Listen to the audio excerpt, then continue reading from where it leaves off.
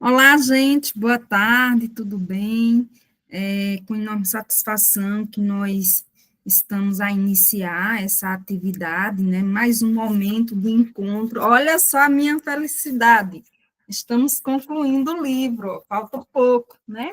Para concluir esse livro, que passamos um ano, viu, Danilo, nos debruçando sobre essa obra, né? Que ela que tange o pré-colóquio, os pré-colóquios que estão acontecendo, né, que estarão acontecendo até maio de 2026.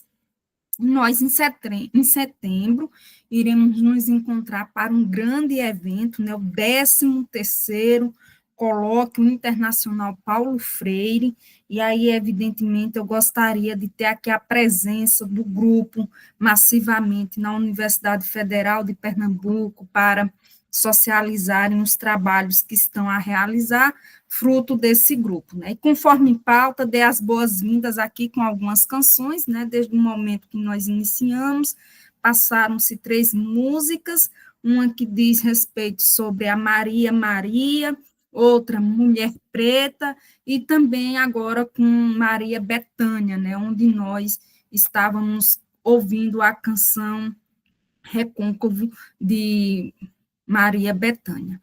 Com estas canções, nós fazemos alusão, né, à Semana da Consciência Negra, onde, inclusive, a Universidade Federal do Rio Grande do Norte, especialmente o Centro Superior de Ensino, está a tratar, né, dos Saaras que está acontecendo as atividades. Letícia, querida, caso você queira fazer alguma síntese sobre os Saaras, né, presencialmente, que você participou, será muito bom, né?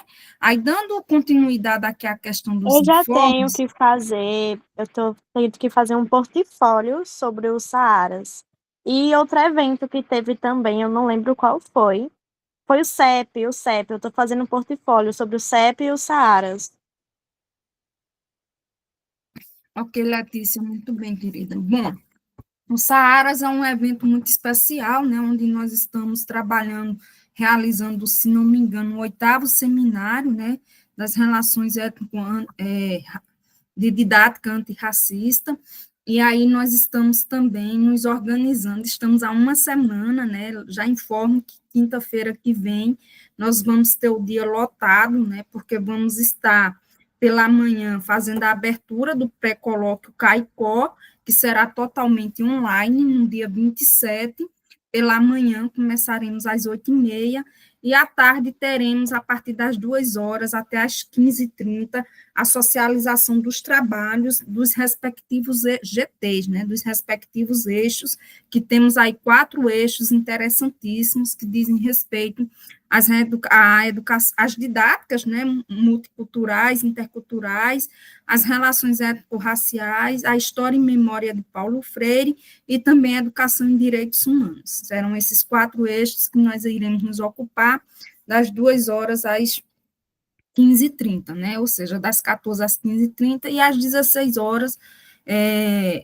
estaremos concluindo essa atividade, né? Então, temos o 4º encontro Norte Rio Grandense, né, que estará acontecendo em dezembro, e aí, evidentemente, as inscrições ainda permanecem abertas, estão no Even, depois eu posso estar colocando aqui no chat para que a gente possa acompanhar. E também temos, né, no nosso grupo, né, que está acontecendo, que inclusive, Letícia, enquanto monitora do projeto, eu gostaria que você reforçasse, né, eu sei que você já colocou essa semana, mas seria interessante pedir gentilmente que os membros pesquisadores pudessem responder o forms e responder também um memorial, né, construir um memorial. E para finalizar esse conjunto de ações, nós vamos estar realizando, como de praxe eu venho fazendo, desde do primeiro semestre de 2021, a socialização dos trabalhos, né, que são realizados no ensino, na pesquisa e na extensão, e agora vamos agregar as ações dos programas de pós-graduações, né? Nós temos membros nesse coletivo que já se tornaram mestres, que já se tornaram doutores, e aí eu pretendo organizar junto com vocês um grande encontro, né, online, evidentemente, não vai ser possível ser presencial, mas nós vamos estar fazendo a culminância dessas atividades e essa interação, né, entre graduação e pós-graduação. Certo?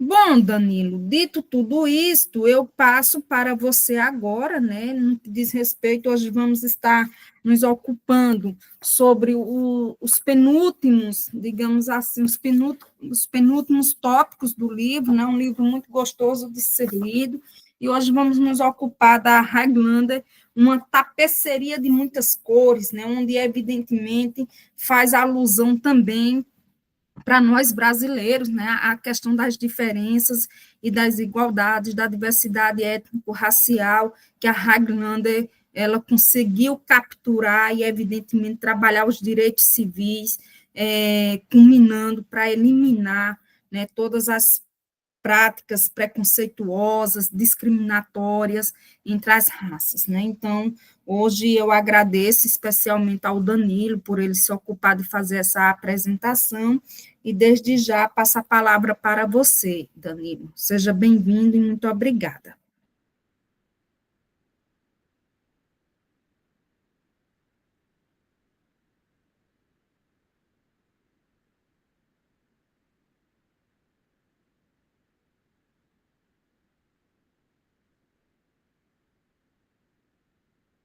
Boa tarde, professora, ao grupo. Me escutam bem? Perfeitamente, meu bem. Estão vendo bem a apresentação? Preparei uma apresentação para a gente tornar o debate, né, desse tópico, que novamente achei muito importante. Vou colocar em tela cheia para ficar melhor a apresentação. Então, antes de começar a falar, né, após ler esse tópico, eu também comecei a procurar, né, da onde veio a história, a construção da Highland Folk School, né, lá no Tennessee, e consegui achar um vídeo, né, no YouTube. The Highlander Folk School was a training. Vai nos deslocar no tempo e mostrar como foi importante essa escola, né, como ela tornou-se não só praxe, mas prática. E a partir daí eu vou fazer uma breve introdução. The Highlander Folk School was a training center for labor and civil rights activists in Monteagle, Tennessee. During Espera um momento. The Highlander Folk School was a training in Monteagle, Tennessee. During the 1950s, the Highlander Folk School held training sessions and workshops for civil rights activists. Rosa Parks attended the desegregation workshop there in August 1955, shortly before she was to refuse to give up her seat on a segregated bus in Montgomery, Alabama, an act of protest that sparked the ultimately successful Montgomery bus boycott. The Highlander Folk School began the Citizenship Training Program, also known as Citizenship Schools, which educated African Americans in the South about their voting rights and how to take political action. It also sought to empower people by improving their literacy skills. Civil rights leader Andrew Young once said, "If you look at the black elected officials and the people who are political leaders across the South now, it's full of people who had their first involvement in civil rights in the Citizenship Training Program." The Southern Christian Leadership Conference took over the Citizenship Schools program after 1961, training hundreds of activists throughout the South. This has been 60 Second Civics, a podcast of the Center for Civic Education. Então, né, vocês viram que a construção da Highlander Folk School, ela teve um fator muito importante na construção da luta dos direitos civis norte-americanos. Né? Então, antes da gente começar a falar sobre a continuação da conversa e como a questão da Highlander ser uma tapeçaria de muitas cores, né?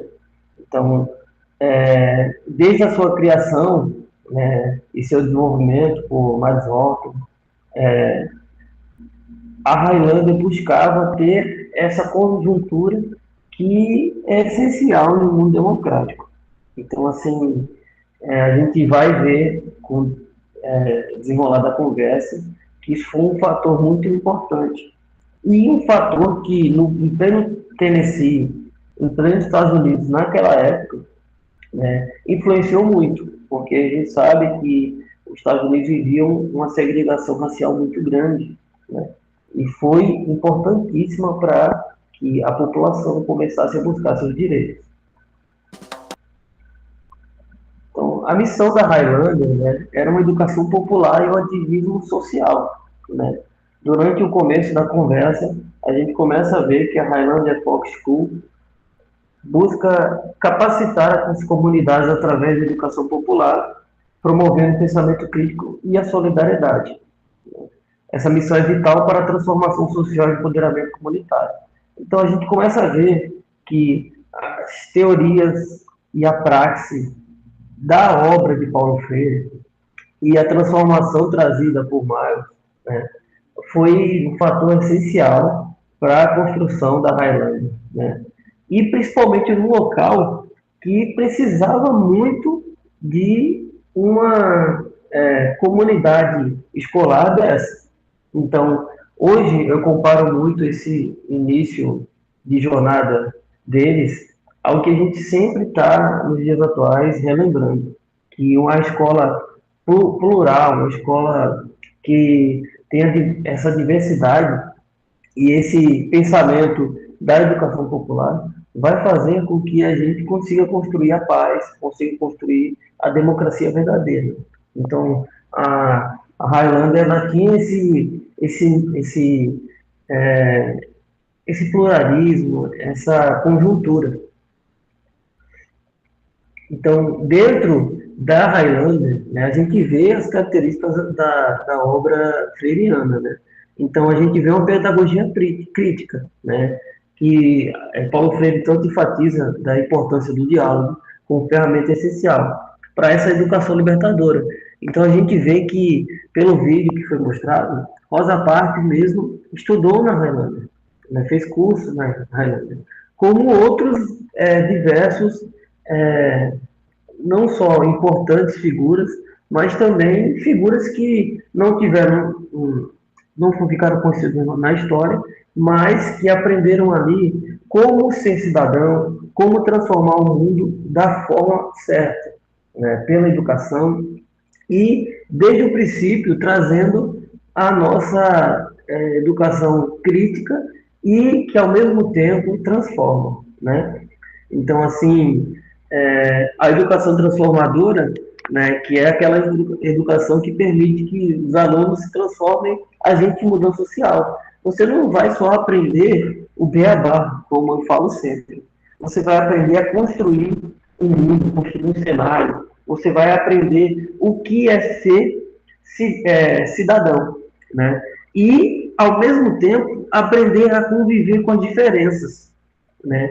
Então, a construção ali dessa figura escolar que não tinha algo assim igual, eu acredito, não só nos Estados Unidos, mas eu não via em outras partes algo parecido que a Highlander propôs, né?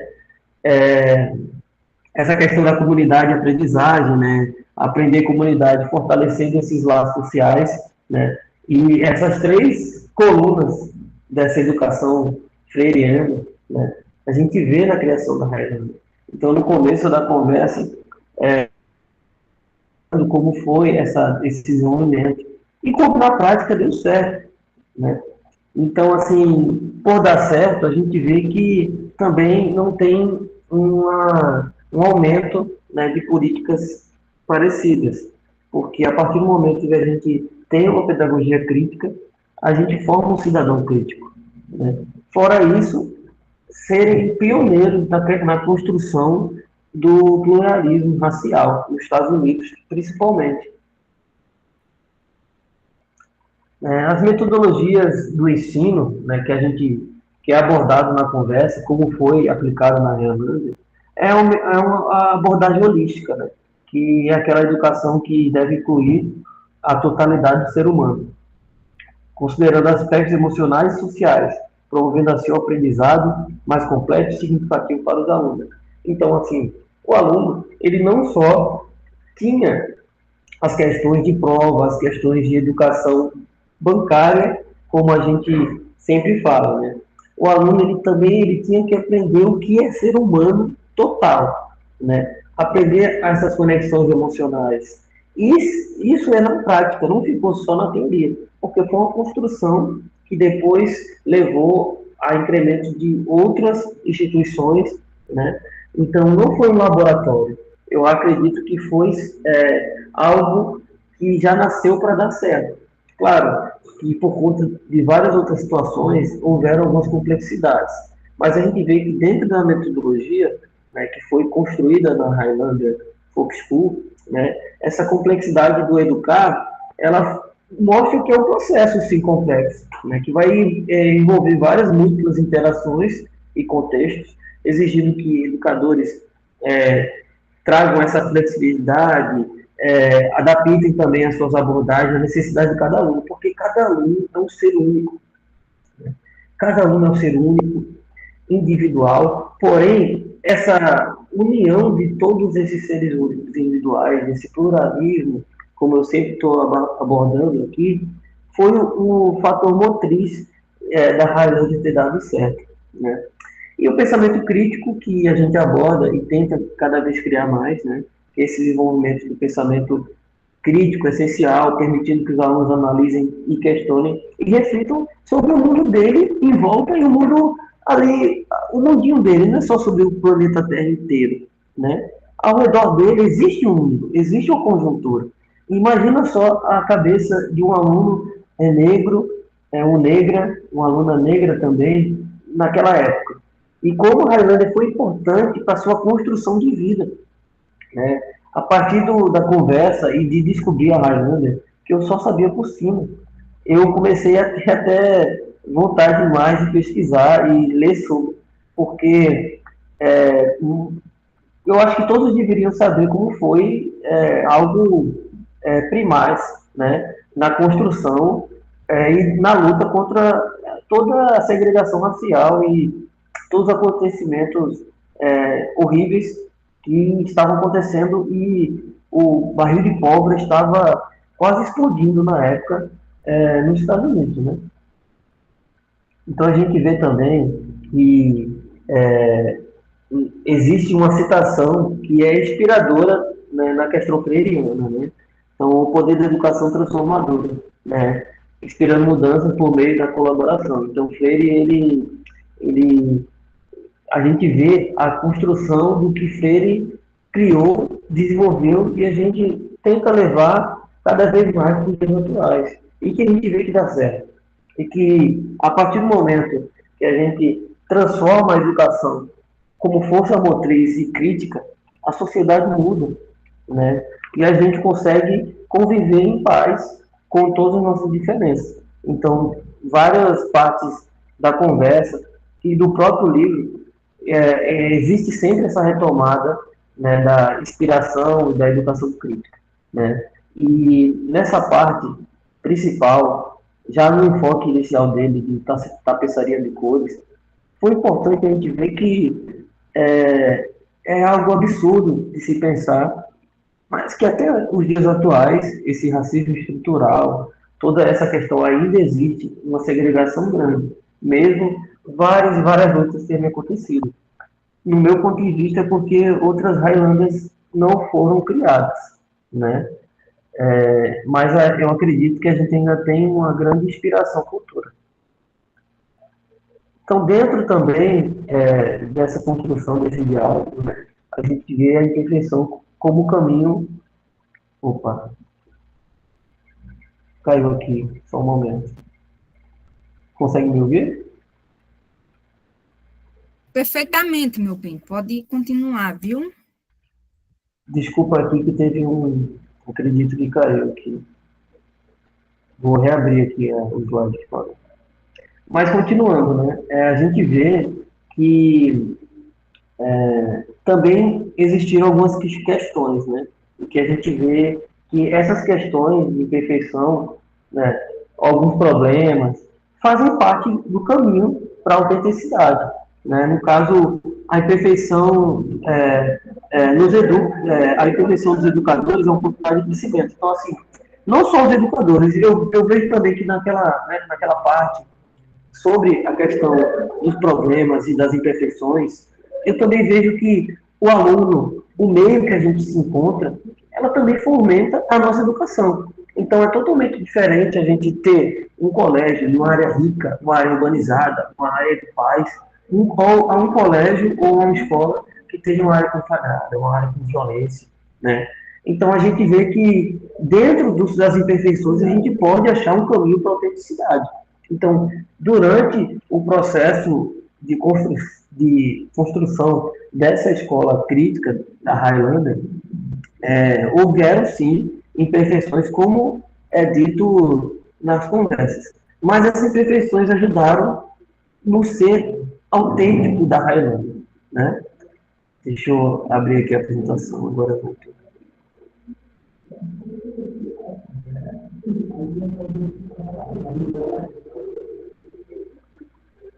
Eu acho que está travando aqui, um momento. Está passando, viu, Danilo? Já está apresentando. Tá aparecendo para vocês? Tá, meu bem, tá aparecendo sim, viu? Pode ir passando. Ativismo social em ação. Então, a gente entra na questão do ativismo social, né? Então, a gente vê que a Highlander construiu uma forma de ativismo social.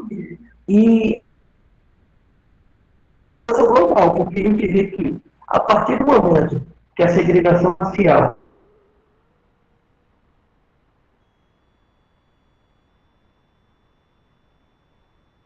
Agora falhou aqui para mim.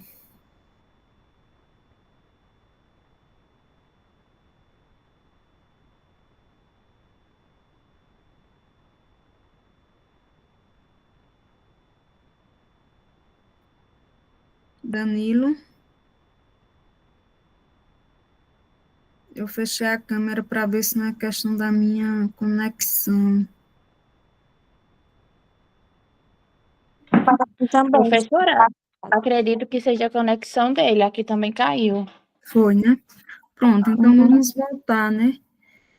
Aliás, esperar ele voltar, né? Bom, gente, enquanto ele volta, eu gostaria de trazer aqui alguns fragmentos, né, que eu fui destacando da leitura, né? Nós estamos... também passavam por segregações, né? Passavam pela comunidade. Eu acho que a conexão aqui. Desculpa. Estão me escutando? Agora sim. Estão me escutando? Agora, viu, Danilo? Porque deu um corte muito grande, viu? Deu uma falhada aí, mas tá ótimo, pode continuar, viu?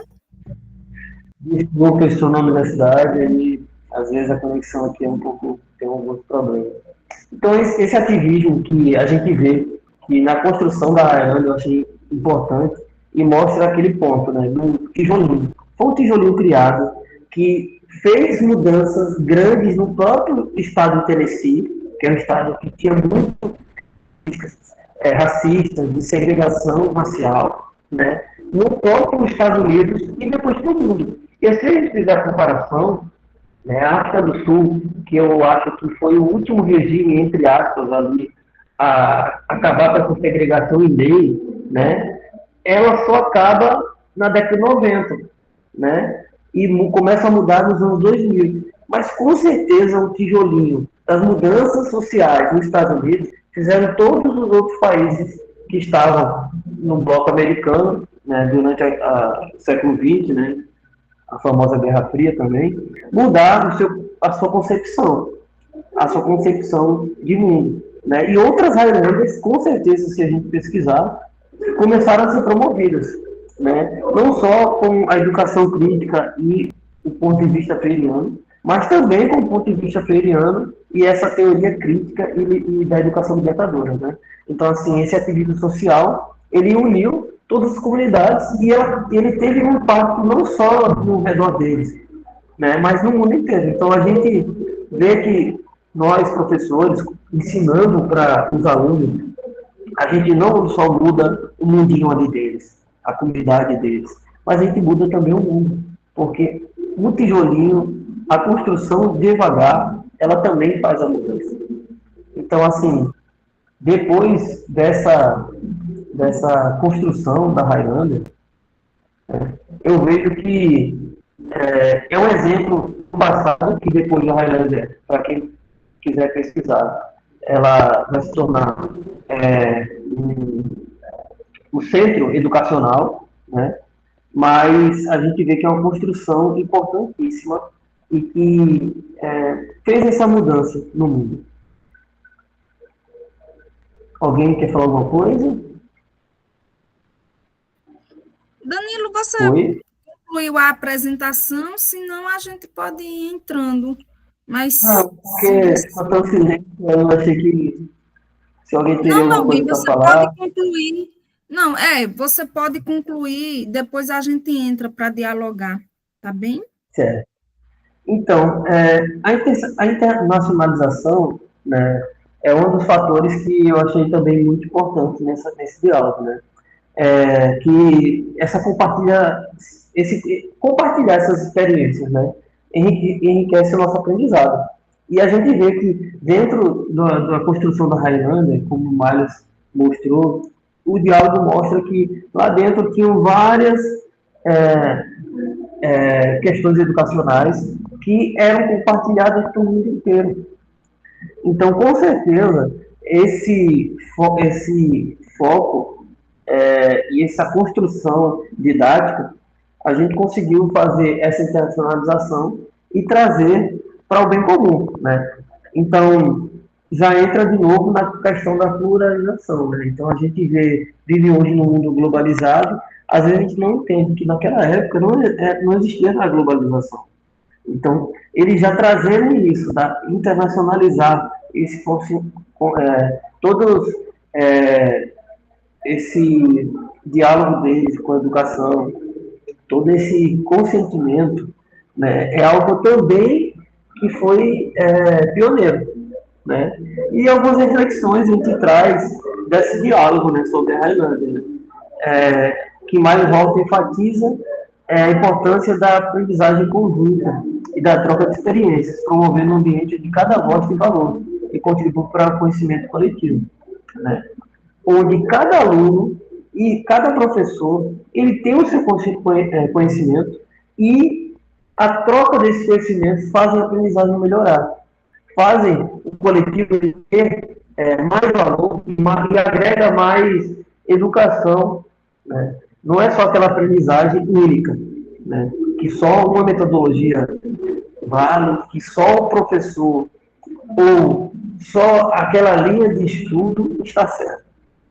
E aí a gente conclui mostrando que, antes de tudo, houve um compromisso social na educação.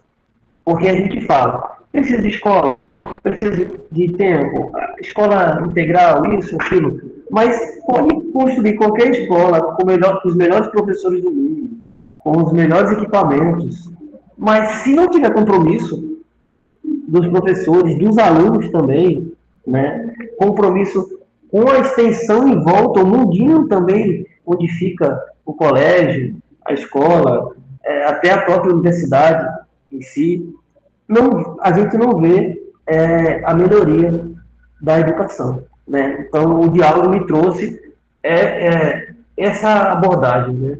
E celebrar a diversidade, né? E o compromisso social na educação é o principal. E que naquela época, com todos aqueles problemas que eles tinham, eles conseguiram, né?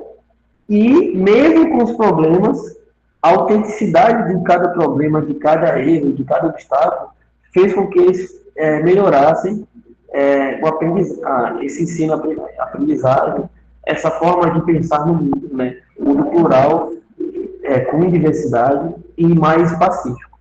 Então, essa é a minha contribuição, professor. Muito obrigado.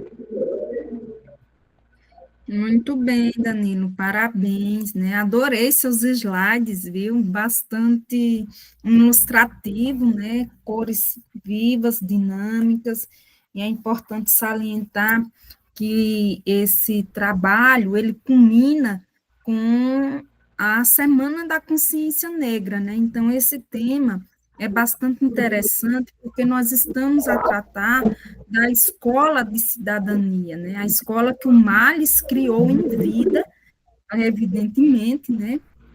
E que favorece para que a gente possa tratar de questões plurais, de questões diversas, que dizem respeito à violação dos direitos humanos, né, Danilo? Embora você não tenha pautado a complexidade em torno da violação dos direitos humanos, mas a essência dessa escola, da Highlander, é promover formação para o exercício da cidadania plena de todos os sujeitos copartícipes, comprometidos e compromissados com a mudança social. Vamos aqui, minha gente, nós estamos tratando de um tema que diz o caminho se faz caminhando, conversa sobre educação e mudança social. Então, Danilo, eu quero lhe parabenizar, porque você traz elementos cruciais aí da sua interpretação, no que diz respeito às transformações, né, que tanto Freire quanto Malles, eles conseguiram em vida favorecer, conquistar, né, acreditando nos seus inéditos viáveis. Agora, com isso, eles não tiveram dificuldades, eles não tiveram conflitos, eles não tiveram intempéries, tiveram, mas tiveram sabedoria para digerir todos os atravessamentos, né, que ocorreram em sua época, para que eles não pudessem sucumbir dos seus propósitos formativos, né? Nada é fácil, nada chega em nossas mãos sendo dado, né? Nós precisamos conquistar através da luta, né? Por isso que eu trago aqui as canções, né? Como já trouxe, que você importa para essa roda, vem, entra na roda você também, você é muito importante, por isso vem, né? E quando você chama a atenção da necessidade do compromisso social, ele deve ser paulatinamente de todos, né? Porque, como já dizia aquela linda canção, uma andorinha voando sozinha não faz verão. Então, como transformar, né, se não for num coletivo? A essência do nosso grupo de estudos e pesquisas é promover, né, a transformação social das pessoas que estão aqui conosco. Esse é o grande propósito. Se eu vou alcançar enquanto líder ou não, não depende de mim, né? Já dizia o Malles no encontro passado com a metáfora do cavalo, né? Quando ele diz o seguinte: olha, a gente pode levar o cavalo até o rio, mas quem tem que beber a água é o cavalo. Ou seja, a gente não vai forçar o cavalo a tomar água, né? Então, nessa perspectiva, a Highlander, ela consegue favorecer para que as pessoas que lá estejam, né, melhor, que lá estiveram, elas pudessem ser implicadas na mudança social. E é interessante perceber, gente, que uma conversa leva a outra, como diz o dito popular. Essa conversa aqui entre Paulo Freire e Malles é um contínuo. Quando nós apontamos, né, que a Highlander é uma tapeceria de muitas cores, o Malles ele vai ser provocado a refletir a partir da essência formativa de dentro. E ele vai trazer algumas questões que transbordam, como a dimensão dos conflitos que existiam entre os próprios participantes, né? E Paulo Freire, nos seus escritos, diz o seguinte, viu? Tem muita gente que está na marcha, mas não está marchando na mesma direção. E você que é militar, né, Danilo, tem uma formação militar, você sabe bem o que é estabelecer e cumprir a regra, o disciplinamento, a postura corporal, né, que é preciso ter na perspectiva do estar na marcha, né? Então, eu trouxe aqui alguns fragmentos do livro, gente. Caso vocês, viu, que estão aqui, queiram trazer também, pode ficar à vontade, né? O Males diz o seguinte, ó, o período trabalhista foi a primeira experiência que realmente tivemos com um tipo de programa estruturado. Tínhamos que começar com aquilo que eles consideravam ser seus problemas. E aí a gente lembra no tópico sobre a hiperespecialização, né, que ninguém é responsável por resolver o problema do outro. Por exemplo, o Danilo tem um problema. Ele pode até partilhar comigo, eu posso até ser solidária, mas é o Danilo que tem que resolver o problema dele. Porque se eu resolver pelo Danilo, evidentemente o Danilo não vai amadurecer, não vai evoluir, não vai crescer, porque tem alguém que está a fazer o que ele deveria fazer, né? Então, o Mali se ocupa em nos dizer isso, né? Ele diz o seguinte: as pessoas aprendem o que fazem, ou seja, ninguém nasceu vestido, não é verdade? Ninguém nasceu sabendo falar, ninguém nasceu sabendo andar. É um processo, é um processo. Então, para tal, nós precisamos nos permitir a aprender, nos permitir a nos deixar, né, ser conduzidos pelo processo da transformação social que se visa em uma escola de cidadania, como a questão da disciplina. Gente, aí, Danilo, você que é do campo da ordem, né, militar, e aí eu vou perguntar, né, por que que nós somos tão aviltantes ao disciplinamento? Por exemplo, vou trazer aqui a educação à distância. Ora, a educação à distância, o estudante ele é o protagonista do seu processo de adquirir o conhecimento, de construir o seu conhecimento. Ele vai ter lá tutor, vai ter lá professor, vai ter lá coordenador, vai ter o supervisor, vai ter o coordenador geral, o coordenador pedagógico, mas é ele que vai ter que acessar o ambiente virtual de aprendizagem e vai ter que fazer as atividades. Se ele não fizer o que lhe compete a ser feito, não adianta ter todo o corpo, né, docente disponível para atender. Ah, eu estou com dúvida. Mas quem tem que acessar o ambiente virtual de aprendizagem e cumprir o cronograma pré-estabelecido são os próprios estudantes, né? Nós temos o semestre letivo, né? Então nós precisamos dar conta das atividades que os professores passam nas disciplinas. Nós precisamos cumprir os créditos, né, Danilo, do programa, o Afonso que acabou de chegar, né?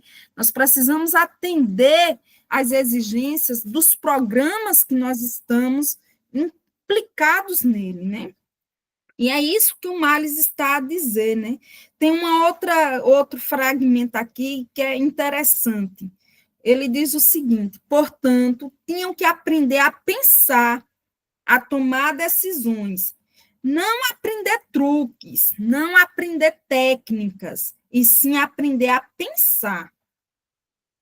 Por isso, em uma tentativa de ajudá-los a entender a importância de aprender a pensar, fazíamos com que eles, sem restrições, ficassem encarregados, né? Daí a importância do Danilo ocupar esse papel, de nós estarmos num grupo de estudos e pesquisas, encarregando, delegando que os participantes se impliquem no processo, né? Ora, o Danilo, quando se dispôs a fazer a apresentação, ele precisou, evidentemente, fazer um debruçamento muito maior dos participantes que, porventura, estão ausentes, né?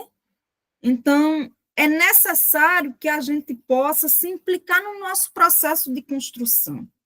Encarregados da organização da semana ou das 2 semanas em que lá estavam, percebe? Então, é isso, gente. Aqui tem um outro fragmento que o Males é muito interessante, gente, porque ele nos incita e nos provoca a ir adiante. Pois não, Danilo, pode falar, meu bem.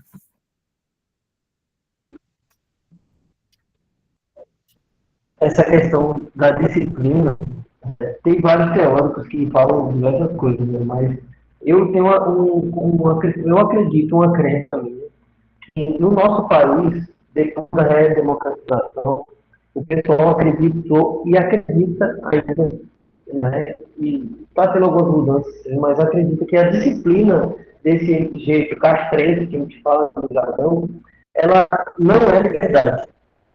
Sendo que até Renato Russo já cantou, né, que liberdade é disciplina. E que hoje a gente vê, né, esse meio fitness, outros meios que acordam 3, 4 da manhã, tem uma disciplina, mas eu não julgo a partir do momento que eles têm uma disciplina e rotina, incrementando que precisa de disciplina para ter uma questão de aprendizagem. Né? Nas nossas construções, quem está no mestrado, doutorado, quem é pesquisador, na nossa construção de professor também, a gente não tem uma disciplina de cronograma, né? É totalmente diferente da gente fazer uma formação crítica. Né? E eu vejo também que dentro da disciplina é o planejamento também.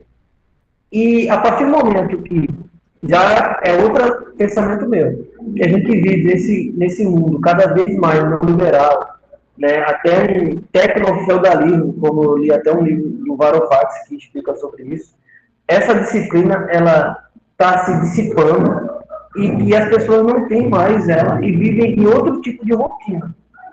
Né? E assim, eu acredito que é isso, o ponto é esse. É bem complexo, mas às vezes acham que disciplina é falta de liberdade. A gente explicar que não, né? E explicar que precisa ter um comprometimento, né? Com o processo de aprendizagem, com esse processo social. Então, eu acho que é mais ou menos isso. Né? Acho que não tem uma resposta simples, mas eu acho que é isso. Muito bem, Danilo. Obrigada por acrescentar elementos aí preciosos, né? No que diz respeito ao comprometimento que é preciso ter, aonde se está e com o nome que está a levar, né? Então, isso é interessantíssimo. O Maris continua apontando aqui, gente, o seguinte: ele diz que vamos estabelecer comitês, porque tentávamos fazer com que se acostumassem a usar comitês nos sindicatos. Comitês nada mais é, viu, Awane? Você que está aí, nós temos o Comitê Territorial de Educação Integral do RN, viu, Danilo? Que nós nos ocupamos, inclusive esse grupo de estudos e pesquisas da educação tem a linha de educação integral, e nós nos ocupamos, paralelamente a esse movimento, uma quarta-feira aqui, uma quinta-feira lá, nós estamos a debater a essência da educação integral. Aqui é Paulo Freire, né? E na linha da educação integral é somente a educação integral.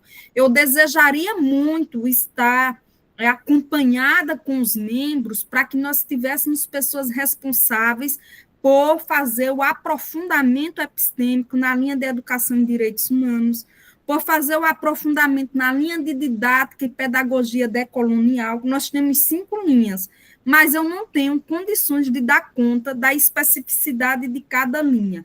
E eu tento dar pela lente da interdisciplinaridade, pelo meu movimento dinâmico de ser e de estar no mundo, né? Então, ele fala aqui dos comitês. Aí, comitês sobre relações públicas, sobre disciplina, sobre temas, sobre oradores visitantes, sobre relações com a comunidade, sobre administrar uma cooperativa, porque estávamos tentando fazer com que eles também entendessem o elemento econômico além de sindicatos, né? Aqui tem um outro fragmento que ele diz: é preciso ter uma estrutura com a qual os participantes se sintam à vontade, até que eles comecem a ter alguma coisa da qual se desviar ou a qual adicionar sua contribuição. Então, é sobre isso que nós estamos conversando, né? O Marlis continua dizendo o seguinte: ela usava, primeiro, muito teatro para... Ele aqui está falando da Zílpia, né? E ele diz o seguinte: para lidar com os agravos, a Zílpia era uma das melhores. ela usava muito teatro para ensinar como lidar com agravos e mantinha os alunos interessados, desempenhando papéis. Ou seja, não somente o interesse dos estudantes, mas o comprometimento em si responsabilizar por um papel a assumir no processo formativo, né? Aí o Malles continua dizendo: o que faz ganhar um agravo é ter um grupo forte de trabalhadores em seu departamento.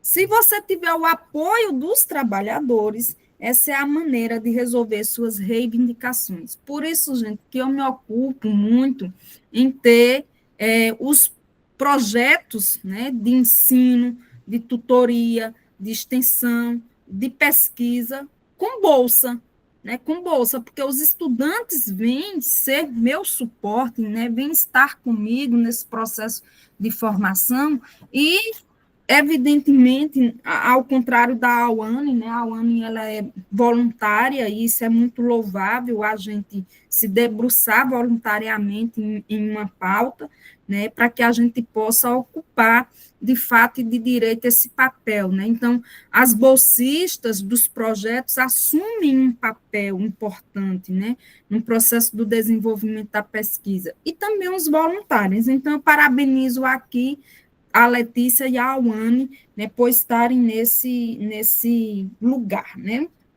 Também o Malles diz o seguinte: para conseguir resolver um agravo, é preciso ter o poder da união de todos. Certo? Gente, e é nessa perspectiva que eu estou querendo viabilizar, né, um encontro entre os pesquisadores da graduação e da pós-graduação para a gente fazer a socialização e assim fortalecer o nosso grupo, né, ter a implicação de todas as pessoas neste processo formativo. Também tem um fragmento aqui interessante que ele diz o seguinte: isso é tudo Malles, viu, gente? Olha, Malles aqui nadou de braçada, porque ele fala, né, com muito gosto do que ele faz. E é importante a gente ter gosto, ter prazer, ter paixão pelo que a gente faz, pelo lugar que nós estamos a ocupar, né? Ele diz o seguinte: tentávamos envolver todos eles em atividades de canto, daí as poesias, daí as músicas, né, que eu sempre trago para os nossos encontros, em canto, de teatro, de dançar, de rir e contar histórias. Eu confesso que eu não sou uma boa humorista, né? Eu nem sei contar piadas, mas isso faz parte do processo formativo, né? Então, a gente ter essa visão holística, como o Danilo trouxe, na perspectiva de fomentar o processo para além da dimensão acadêmica que nos une aqui, inclusive até a Cida Cruz trouxe lá num grupo de estudos e pesquisas, né, falando sobre a importância das relações, mas para a gente estabelecer as relações é preciso estarmos juntos, né, e não ausentes, evidentemente. Então, ele diz, né, de dançar, de rir, de contar histórias, porque isso é parte da vida. E aí eu oriento, né, Afonso? O Afonso é um dos meus orientandos do mestrado que está aqui, meus parabéns, Afonso. Eu oriento, minha gente, tragam poesias para seus escritos de dissertação, traga música, né, traga arte, envolva o leitor, cative o leitor com a sua escrita, né, para que a gente possa dar sentido e significado sobre o objeto que nós estamos a trabalhar, porque a pesquisa em si, e eu já disse isso, gente, isso eu disse no dia 28 de novembro do ano passado, que nós realizamos o primeiro seminário de segurança pública, viu, Danilo? Que pena que você não estava conosco, porque eu tenho certeza que você iria colaborar bastante por fazer parte do campo militar, né? Mas o Afonso estava conosco, né, Afonso? E eu denunciei lá, né? Eu anunciei, sei lá. Mas eu disse, gente, fazer pesquisa é viver a pesquisa. É você ter uma causa com ela, né? Ter um romance exatamente com o seu objeto de investigação, né? Eu não vou pesquisar porque eu preciso de um título de mestrado ou de doutorado, não, mas eu vou pesquisar porque aquilo ali me move, né? Envolve a vida das pessoas que estão ali no movimento em si, né? Então, é isso, né? E aí o Marlis diz, né? A forma como as pessoas vivem era mais importante que qualquer aula ou tema que estivéssemos abordando. Né? E, de fato, né, trazer a vida para dentro do processo formativo é crucial. E o Marlis e o Paulo Freire se mobilizavam, evidentemente, com a essência da vida. Né? Veja que o Paulo Freire, ele se destaca nas 40 horas de Angicos, viu? Que no dia 28, a turma vai estar indo para Angicos, né, para vivenciar uma imersão no Memorial de Paulo Freire, onde ele efetivamente mobiliza a essência do processo de alfabetização das pessoas através da essência do viver delas, né? Aí Marlis diz o seguinte: as mentes se abrem querendo saber todas essas coisas, certo? E aí, nas palavras de Paulo Freire, né? Paulo Freire vem e diz: é claro que eu estou de acordo com essa visão global que você nos dá. Né? O que é que Freire vai dizer né, em contraponto a Marlis? Claro que vai reconhecer a potência que o Marlis anuncia aqui, né? Então, ele diz o seguinte: a primeira reflexão que é boa para ser sublinhada é como a tarefa do educador é difícil. Ô, gente, como é, né? Só quem sabe a dificuldade é quem está no lugar que está a ocupar. O estudante tem a dificuldade, pois está no lugar que está a ocupar, e o professor também tem a dificuldade em estar no lugar por ocupado, né? Então, não é fácil essa ação, né? Essa mobilização de ensino e aprendizagem. E aí o Freire continua dizendo, ó, não importa onde esse educador trabalhe, a grande dificuldade ou a grande aventura é como fazer da educação algo que, sendo séria, rigorosa, metódica e tendo um processo, também crie felicidade. Percebe? Então, Afonso, aí a gente volta para a essência da pesquisa, né? A gente não pode perder na pesquisa, viu, Danilo? Você que está também se ocupando dela, né? A gente não pode perder a rigorosidade metódica, a gente não pode perder o processo, mas é preciso ter prazer, ter alegria, né? Ter contentamento, né, Afonso? Quando o comitê de ética despachar o resultado da aprovação da pesquisa, né? Claro que isso vai nos dar uma animada, vai nos felicitar. Quando o Danilo passar pelo seminário, por exemplo, nossa, vai ser um alívio, né? Quando o Afonso passar, como passou pela qualificação, vai ser outro alívio. Quando o Afonso concluir a dissertação dele, né, daqui aos os seus próximos 8 meses ou menos, né, o desejo do Afonso é terminar, inclusive, um pouco antes, como ele já me antecipou, e eu fico muito contente, porque quanto mais a gente deseja, mais a gente precisa se empenhar para realizar o nosso desejo, né? Então, isso é crucial. E por que eu trago esses exemplos? Porque nós estamos em um programa de pós-graduação, que tem um tempo para começar e tem um tempo para terminar. E nós não podemos romantizar e nem podemos nos prender nas dificuldades para colocá-las como obstáculos para inviabilizar o processo que precisa ser terminado, né? Então, diante de tudo isso, tanto Marlis quanto Freire nos falam da essência de termos prazer, de termos gosto, de termos paixão mesmo, né, pelo tema que nós escolhemos. Aí, Danilo, eu vou te fazer uma pergunta. Alguém te obrigou a investigar sobre o objeto que você quer? Não, inclusive, eu estava conversando, né, com uma pessoa ontem da família, que minha madrinha e minha tia, e ela até conheceu, né, que meu objeto é bem difícil. Eu pesquiso violência e narcopentecostalismo. E ela, rapaz, mas mandaram eu construir essa pesquisa por conta. Eu acho também que a gente constrói nossas pesquisas por conta do nosso mundinho também e das nossas questões, coisas até do passado, né, o que a gente vê e nossa vontade de mudar. Né? Claro que tem pessoas e pessoas, né? Pessoas que vão atrás de diploma, né? Nada contra o que cada um quer. Mas a partir do momento que eu entro numa pós-graduação em direitos humanos, que já é pós-graduação que existe em poucos locais do país e do mundo, né, e já sofre tantas perseguições e tão combatida, eu tenho que também amá-la cada vez mais, né, e utilizá-la também pós-dissertação, né, porque eu acredito que a pesquisa, você não vai achar uma verdade real no final dela. Você vai achar mais problemas e mais perguntas, principalmente em relação à violência, em relação à educação, né?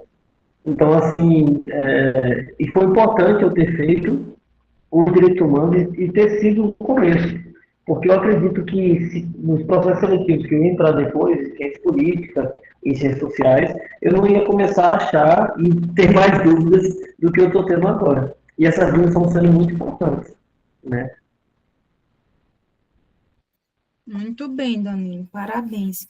Bom, gente, aí veja, viu, Paulo Freire vai na vibe do Males, né, e diz o seguinte, ó, isso aqui eu achei fantástico, porque eu me encontrei aqui, viu, Danilo? Veja só o que ele diz, ó. Essa dificuldade é como dar aos alunos um exemplo de que, trabalhando sobre a prática, sobre a experiência pessoal, necessariamente vamos além do que fazemos. Né? Aí percebam, minha gente, e aí o Afonso, viu, Afonso, me permita eu usar você aqui como um exemplo, mas assim, todos os meus orientandos eu peço para que eles digam qual é a relação de não indiferença com o seu objeto. O que é que eles quais são as motivações pessoais, acadêmicas e sociais que os mobilizam para investigar sobre esse objeto de problema, né, sobre esse objeto de pesquisa. Porque, voltando a dizer, né, a pesquisa ela tem a ver conosco, ela tem a ver com os nossos interesses. Então, é preciso que a gente se coloque e se implique, sobretudo, no processo, certo? Ainda adiante, gente, nós vamos aqui, segundo as próprias palavras do Freire, né, ele diz o seguinte: se eu sei de que uma maneira crítica o que eu fiz ao plantar sementes, se eu sei o que fiz durante o ato de plantar, se eu consigo a razão de saber disso, de ser disso, é claro que vou mais além do que fiz. Né? Vejam aí a reflexão que o próprio Freire nos coloca, né? Que é o processo de conscientização de tudo, né? Então, vamos mudar, né? Vamos mudar da semente para a nossa pesquisa, e vamos ler o seguinte, ó, se eu sei, de uma maneira crítica, o que eu fiz ao pesquisar, se eu sei o que fiz durante o ato de pesquisar, se eu consigo a razão de ser disso, é claro que eu vou mais além do que fiz, né, que é a essência da nossa pesquisa. Gente, não vou me lembrar agora, porque eu confesso que hoje o dia foi bastante intenso para mim, mas poeticamente eu já ouvi o seguinte, que no encontro de duas pessoas sempre nasce uma terceira. Eu não vou acionar aqui Edgar Morin para a questão da lógica do terceiro incluído, nem tampouco acionar a teoria da complexidade. Mas o que é que eu quero trazer com isso? Eu quero dizer que entre a sua relação com o seu objeto vai ter um novo saber. Né? É isso que o Danilo vai se propor a trazer aqui na sua pesquisa de mestrado. É isso que o Afonso também vai fazer, que a Letícia vai fazer. Né? Todos irão se ocupar de trazer um novo saber perante aquilo que já foi historicamente construído.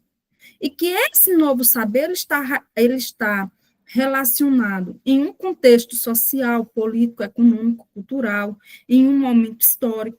Nós não podemos perder de vista as lentes atuais com as quais a gente analisa, né, que a gente focaliza os nossos objetos de investigação.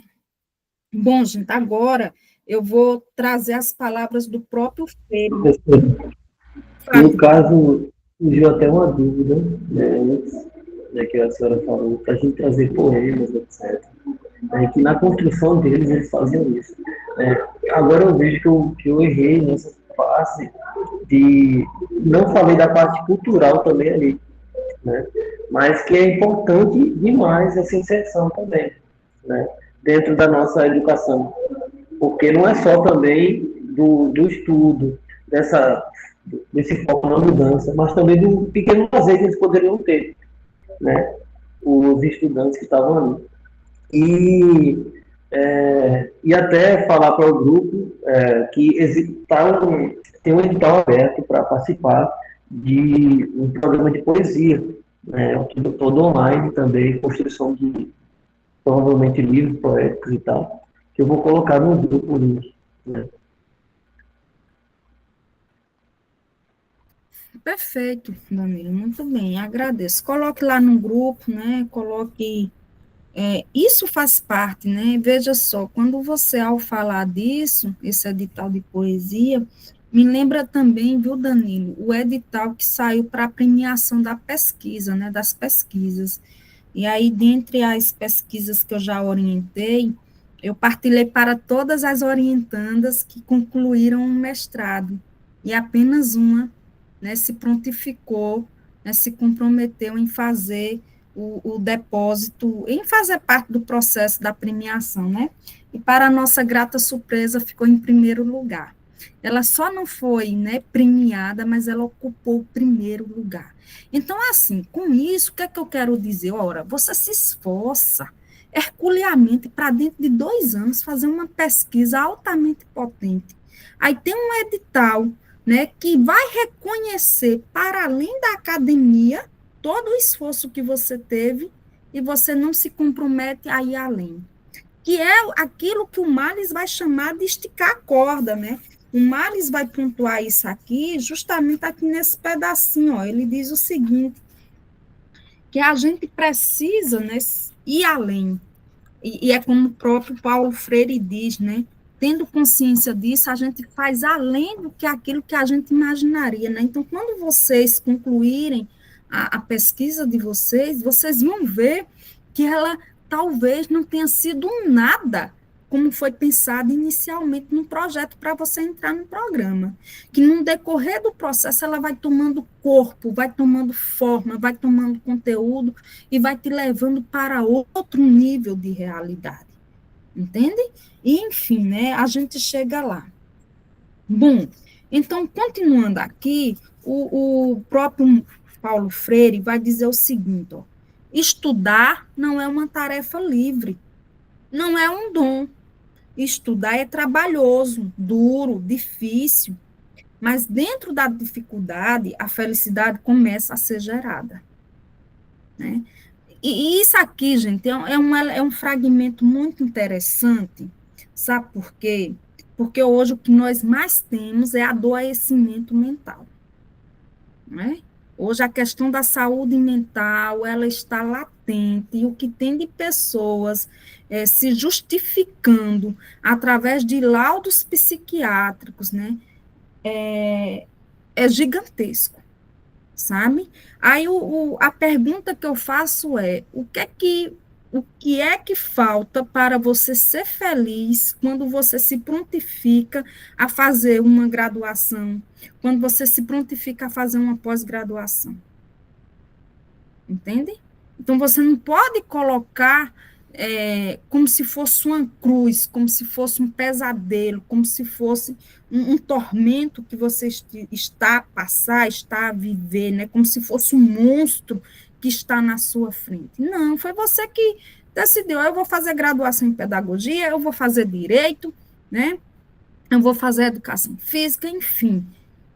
Então, se você escolheu, e aí mereceria, né, até fazer jus, né, da gente se munir com o capacete, né, e a couraça para a gente enfrentar e se debruçar sobre aquilo que nos é solicitado, né? Então, o Freire nos diz, né, sobre isso, né? Aí, indo adiante, ele diz o seguinte, a boa escola é aquela na qual, ao estudar, eu também tenho o prazer de brincar.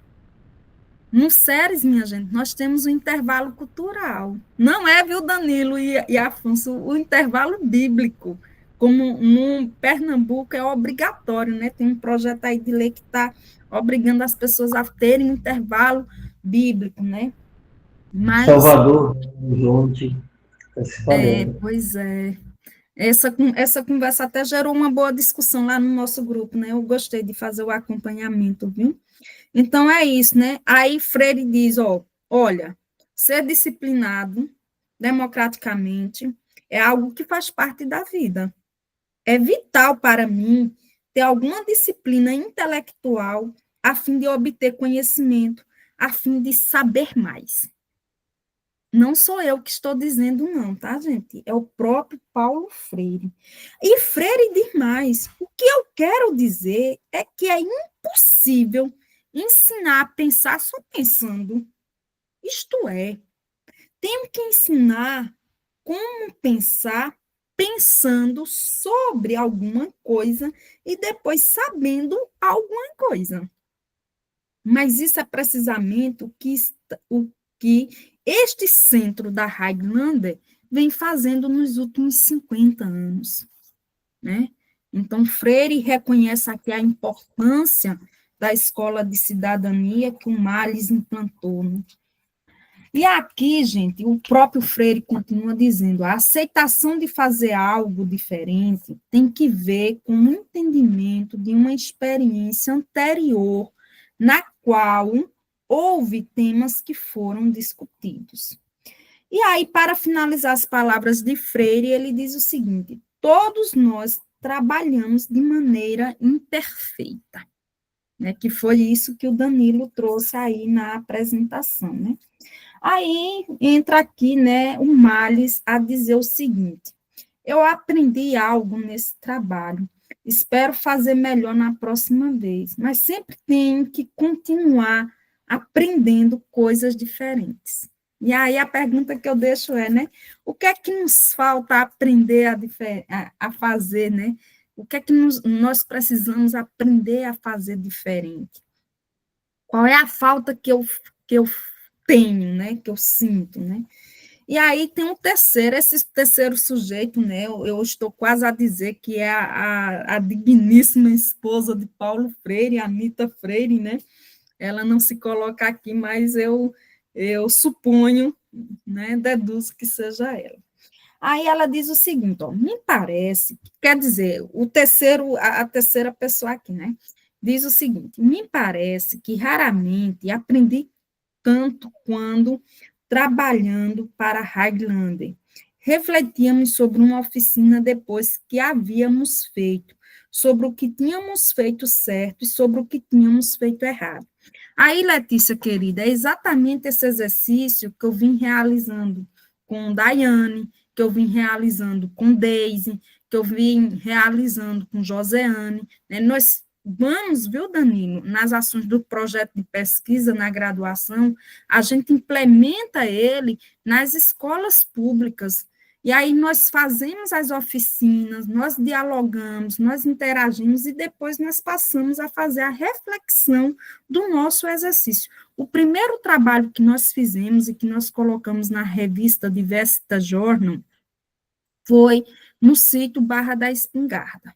Nós lá fomos trabalhar sobre o currículo intertranscultural, como que as questões do campo atravessavam a prática pedagógica das professoras. Está registrado aí, caso vocês tenham interesse em fazer a leitura, basta acessar o meu Lattes, né? Depois, nós escrevemos numa revista A1 sobre direito, sobre o próprio grupo, o GPIF, né, quais são as contribuições que ele vem favorecendo para que a gente possa promover essa evolução, essa transformação social, né? E, por fim, o mais recente foi sobre a experiência da EJA, que nós fizemos lá em Caicó, no Centro de Educação de Jovens e Adultos, que eu acredito que a Letícia tenha conhecimento, tá?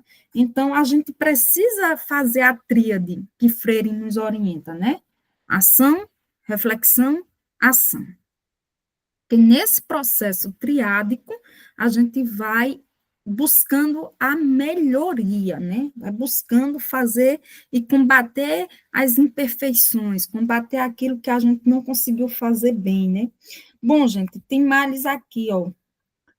Males destaca que a comunicação entre eles, ó, a comunicação entre nós era difícil, certo? Então, nós precisamos nos comunicar. Eu fico perguntando, rapaz, será que está faltando eu me comunicar melhor, né, no nosso grupo de estudos, para a gente ter mais adesão?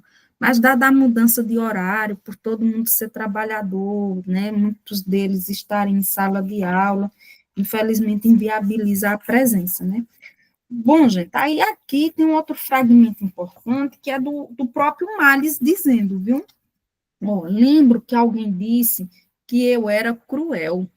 Gente, quem é professor, será que nunca ouviu isso das pérolas dos alunos? Pois bem, né? Vamos ver aqui, né? Vamos ver se a gente se reconhece nas palavras do digníssimo Males Houghton. Ele diz o seguinte: lembro que alguém disse que eu era cruel. Eu estava lidando com um grupo de jovens e uma das moças chorou porque disse que eu tinha feito que eu a tinha feito muito infeliz e que eu deveria fazer as pessoas felizes, não fazê-las sofrer. Eu pensei, bom, eram adolescentes, né? Quando crescerem fisicamente, tem alegria e dor. Na verdade, tem dores. O crescimento é um processo doloroso, mas eles têm a alegria de serem jovens. Quero dizer que o que eu estou fazendo com a mente é o mesmo que a natureza faz com o corpo. Não é diferente. Bom, gente. Danilo, tu queres falar alguma coisa? Afonso, Letícia, vocês querem falar alguma coisa? E aí, gente, o que é que vocês acham desse fragmento, hein? No meu ponto de vista, é engraçado, né? Porque outra época, outra geração também, e hoje, com o advento de outras tecnologias, tem isso daí até foi bem tranquilo a falar de- da estudante, né? Porque eu não atuei ainda em sala de aula 100% do dia, mas em alguns momentos que eu leciono e lecionei, e principalmente lecionando dentro da força, eu escutei isso também, né? Porque a gente, instrutor, também é um lecionador, né? Eu escutei isso de alguns estudantes, no caso, cabos não soldados, mas dentro da força, a gente vê mais impenetrado por conta da questão da hierarquia, né? Mas uma coisa que me pegou muito foi aquela questão da pergunta que ele fala para os alunos pesquisarem o que é comunismo. E ele falou, a gente achava que tinha sido criado, né, pelo pessoal da manufatura, lá do sindicato, eu acredito, né? E ele fala, não, está na enciclopédia. Só que hoje está bem pior, porque se você pergunta o que é para um aluno, ele vai atrás da inteligência artificial. E 100% das vezes eu vejo que existem erros da própria inteligência artificial, né? E antes disso, eu dei aula ano retrasado e uma menina muito inteligente, inclusive era de sexto ano, né? Eu estava ajudando ela no reforço, eu era de um projeto que tinha de reforço, e ela falou para mim que pesquisou dos mesopotâmios e tal, só que ela tinha feito uma pesquisa num banco de dados errado na internet. Tinha várias histórias erradas, né? E eu fui explicar para ela que não era aquilo, etc., que era melhor ler pelo livro físico, ou apostila online do colégio dela. E ela ficou chateada, assim, porque ela foi atrás da pesquisa, mas não pesquisou direito, né? E a gente tem esse papel. Então, assim, eu me identifiquei pensando nessas características. Muito bem, Danilo. Bom, a Letícia diz aqui, né, que se identificou com a fala da moça, né? Então, Letícia, ó, eu vou ler aqui duas palavrinhas, viu? Que tem a ver com a questão do crescimento, certo? E tem a ver também com a dimensão da natureza, né? Então, esse fragmento está na página 173, certo? Gente, aí o Males, ele continua, né, a dizer o seguinte, ó, não falávamos, fazíamos. Se eu deixasse de ter prazer em aprender, não poderia ajudar os demais a terem prazer em aprender. E eu me identifiquei, gente, muito com esse fragmento aqui, porque eu confesso que até nos meus escritos eu coloco, né, que a escola para mim era o lugar de refúgio, né, era onde eu podia ser de fato gente, né, que eu podia brincar, que eu podia rir, que eu podia ter prazer, ter alegria, né, estar me socializando com as demais pessoas, e enfim, certo? E aí a gente entra nas considerações do Males, né? Estamos nos encaminhando aqui para o fim, e eu vou trazer os fragmentos que eu destaquei do Males. O Males diz o seguinte: e a gente sabe o que faz, tem que ser compatível. Se eu acredito na igualdade social, mas não a pratico, então o que eu digo é vazio, certo? Aí ele diz o seguinte: filho, você está falando sobre todas essas ideias e sua carruagem está atrelada a uma estrela, mas você não pode carregá-la com nada que não esteja aqui na terra. Eu sei que é preciso tê-las atreladas a uma estrela, e ele também o sabia, mas é preciso também tê-las no chão, onde algo prático possa ser feito. É preciso atar o prático com o visionário. Ai, gente, olha, Danilo, isso aqui serve para você de modo especial, né? Como eu li o seu projeto de mestrado, ele precisa de um pente fino, de um refinamento. E o que é que o Males nos traz aqui, a nossa atenção? Que a gente pode querer mudar o mundo, a gente pode ter ideia belíssima, mas essa ideia belíssima precisa estar concretizada. E aqui, ainda bem que o Danilo acabou de entrar, gente, o Danilo está, viu? Você também poderia dialogar com o Danilo Cícero, o Cícero Danilo. O Cícero Danilo, que ele está fazendo uma pesquisa maravilhosa sobre a minha orientação, né? E ele vai desenvolver um produto com fruto da ideia que ele vem investigando para combater a violência doméstica. Ele vai deixar para a sociedade, né, vai colaborar com a implementação de políticas públicas educacionais que possam diminuir e dirimir as violências domésticas. Como ele fará? Ele está neste processo de construção, né? E aí, Danilo, se depois você quiser falar sobre seu trabalho, fique à vontade, né? Mas é esse recado, né? É bonito, gente, porque é ver um pai falando para um filho, né? E aí o Freire, o Males, ele diz o seguinte, ó, filho, você está falando sobre todas essas ideias e sua carruagem está atrelada a uma estrela. Veja o quanto que isso é poético, né? O cosmo, o universo, né? Mas ele diz o seguinte, ó, mas você não pode carregá-la com nada que não esteja aqui na Terra. Eu sei que é preciso tê-las atreladas a uma estrela, e também eu sabia, mas é preciso também tê-las no chão. Algo prático pode ser feito. É preciso atar o prático com um visionário. E a proposta da pesquisa do Cícero Danilo se alinha bem, viu? Que bom que você chegou, Danilo, e que eu posso lhe usar como um exemplo, né?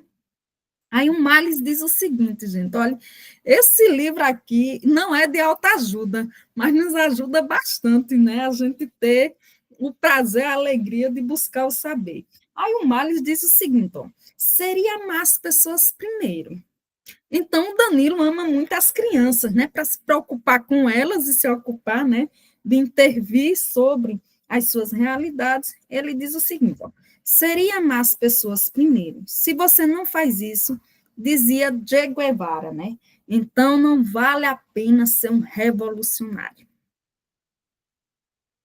E querer para elas o que você quer para você mesmo. Que é o meu desejo, minha gente. O meu desejo é isso, né? Que as pessoas que passem por mim, elas possam ser mais e melhor do que eu, entende? Eu não quero me deparar com elas lá na frente, daqui a 10, 15 anos, e me espantar, porque elas, né, estejam em um lugar melhor, estejam com uma formação a mais, porque isso acontece. Entende? Eu tive a experiência de passar por professores que foram meus professores e depois eu estava sendo professores deles. Né? Isso foi interessantíssimo. Como assim uma professora que outrora foi professora minha, hoje está sendo minha aluna? Entende? Então, como se colocar nesse lugar? Percebe? Então, é sobre isso que o Marlis está a nos dizer, né? E ele diz o seguinte, ó. E a seguir vem um respeito pela capacidade que as pessoas têm de aprender, de agir, de formular sua própria vida. É preciso ter confiança de que as pessoas podem fazer isso. As pessoas me questionam sobre isso. Né? E aí, me encaminhando para o finalmente, o Marlis continua dizendo o seguinte, ó, sei que quando as pessoas se envolvem, se dispõem a fazer qualquer coisa que elas acreditam ser correta. Correta, que elas acreditam ser correta. E aí ele diz o seguinte, ó, não estou teorizando sobre isso. Tenho mais sorte que a maioria das pessoas. Acho que é porque muitas pessoas não sabem as coisas que eu sei, tendo-as vivenciado. Isso me lembrou muito da reunião de ontem, né? Nós tivemos a reunião no PPGDH e o professor Marcos conduziu muito bem, trouxe alguns fragmentos, né, dessa natureza, mas ele diz o seguinte, ó, e sabem coisas que eu sei, tendo-as vivenciado e sido parte delas. Acho que nossa tarefa é tentar descobrir meios de ajudar as pessoas a tomarem suas vidas em suas próprias mãos. Ou seja, nada de tutelar ninguém. Danila, a pesquisa é sua, é você que precisa se empenhar, precisa se dedicar, precisa se debruçar. O meu papel é lhe orientar, é lhe conduzir, você se permitir, você ter humildade para receber as orientações. Por quê?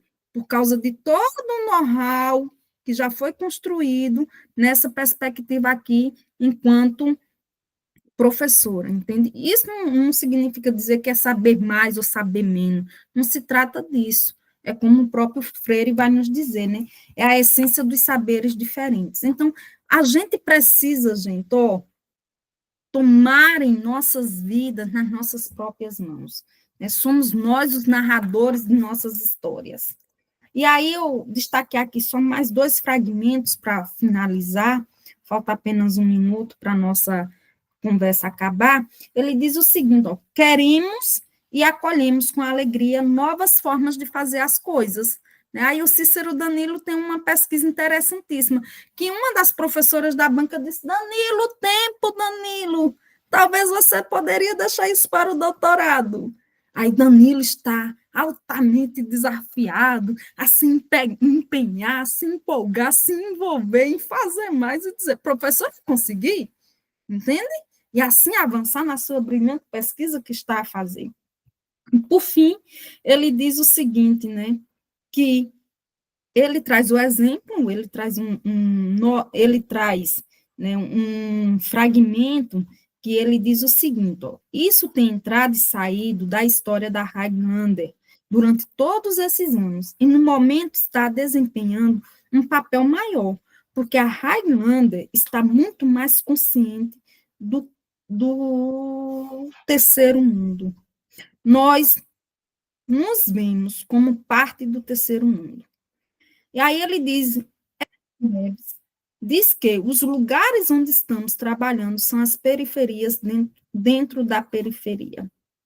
E aí eu trago Caicó, né? Eu trago Caicó como como um exemplo dessa periferia dentro de uma periferia, né?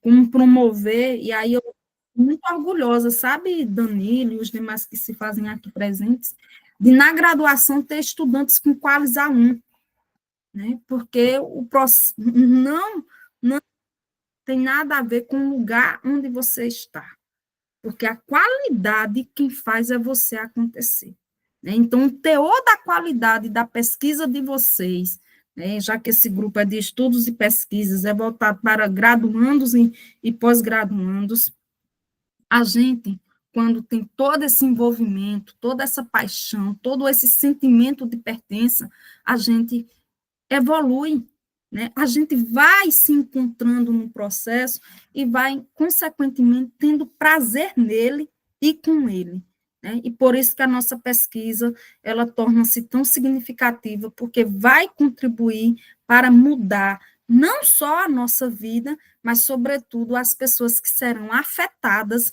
e atravessadas pelas nossas pesquisas que estão sendo realizadas, né? Então, é isso, minha gente. Eu concluo aqui. Vocês têm algo a dizer, algo a anunciar? Agradeço enormemente, Danilo, pelo seu empenho, pela sua dedicação, seu compromisso, né? Adorei seus slides, viu? Depois você coloque lá no grupo, né, Letícia, para você fazer uma exposição lá no nosso Instagram, bem bacana, né? Seus slides ficaram maravilhosos, viu? E parabéns por vocês estarem aqui comigo. Professor, eu só queria, se possível, ler No nosso pequena coisa. Então, Aqui é um Letícia, um segundo só. minutinho, que tu falou, ainda para lhe ouvir. Vamos ouvir o Danilo e depois você, tá bem, querida?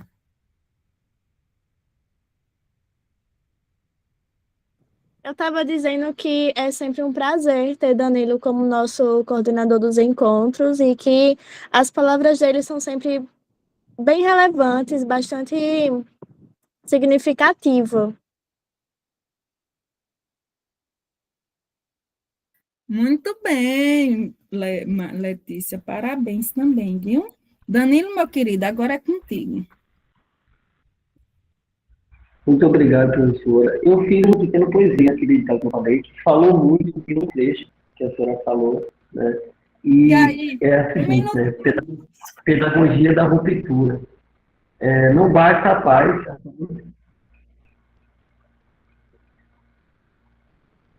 Não basta a paz se a paz é o véu da violência. Não basta a lei se a lei serve à obediência. A pedagogia dos oprimidos arma os olhares, ensinam a ler o mundo e ensinam a lutar em todos os lugares. A educação em direitos humanos é trincar o muro, uma ferramenta para o novo futuro. A luta de classe é a lição não escrita, que se aprende na carne e na dor que palpita. Contra o enigma do capital, ergue-se a união dos despossuídos. A resistência é o método, o corpo do território. A transformação é o fim, não o mero purgatório. Então, eu acho que ficou muito naquela questão de ter resistência, mas também que a transformação não é só o fim, não. E que a gente não pode usar da nossa luta para ser também um purgatório. Né? A gente tem que ter aquele vigor, né, de estar pesquisando, de estar estudando e praticar a educação. Obrigado, professor, por hoje. Menina, eu que agradeço, que poesia linda, maravilhosa. Olha, então, como encaminhamento desse nosso momento de hoje, faça a gentileza, né, de colocar lá no grupo essa belíssima poesia que você construiu aqui e agora, de colocar seus slides, que foram maravilhosos. E, Letícia, querida, depois você publiciza tudo isso no nosso YouTube, no nosso GPIF, tá? No Instagram do nosso GPIF. Gente, um cheiro no coração de vocês. Até de hoje, aliás, até o dia 27, que a gente vai ter o pré-colóquio, né? E eu conto com a presença de todos vocês, tá bem? Tchau, tchau, minha gente. Abraços. Gratidão. Tchau.